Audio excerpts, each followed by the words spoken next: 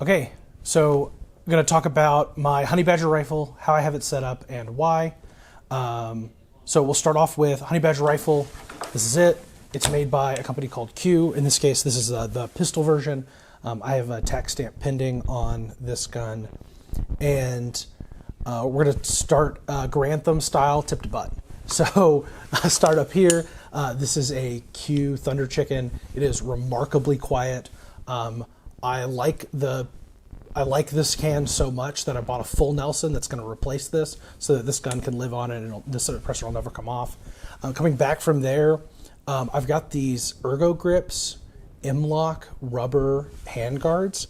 They add a little bit of grip because when it's super cold outside, aluminum really gets cold, but the rubber gives you something that's less cold to hold on to. Also, if you're shooting out of a deer blind or off of a side-by-side at hogs, it gives you some non-metal to metal contact for both friction and comfort. Then from there, I have a Blue Force Gear Vickers padded sling. I ran this setup kind of exactly how it's laid out in a 2,000 round class at Gunsight. And I was able to wear this all week, 8 hours a day, and it was super comfortable. It helps the gun weighs very little. Up front, I have this like AK kind of loop on here instead of a normal QD socket. And that's because this sling can move from gun to gun.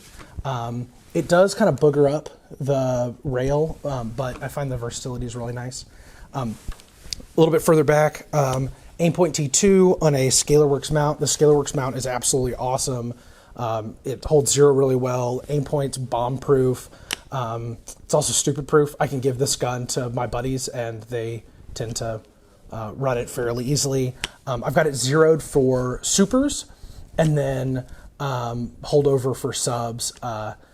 Speaking of, actually, we'll finish it on the gun. So it's got a Geissele trigger, Magpul K grip. It's got this Radian safety selector, which is a 70-degree throw, which I like. It's a little bit less than the 90. It doesn't, you'll notice here that with my shooting grip, it doesn't dig into my finger there. All in all, it's a super comfortable gun. The goal when I set up this gun, I got my notes here. The goal when I set up this gun was for something to be lightweight, something I can easily wear all day. It gets real small, so if I have this slung around my head, it's just not that big. I'm below the table, you can't see it, but it could just stay really tight on a side by side. It doesn't stick out very far, so I really, really enjoy that. So ammo, we'll talk a little bit about ammo. So I mark my mags. These come from a company called Ammo Bands.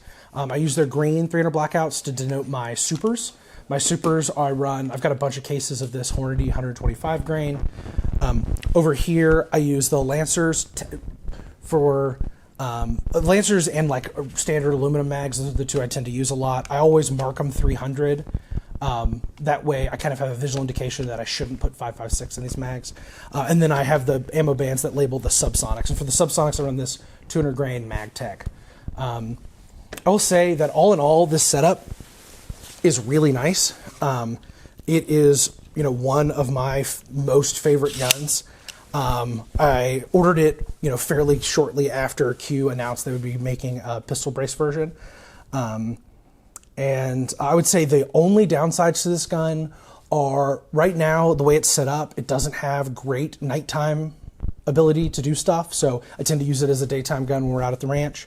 And then the other piece is this stock only has two positions, or this brace and what will eventually be a stock. Either of them only have two positions.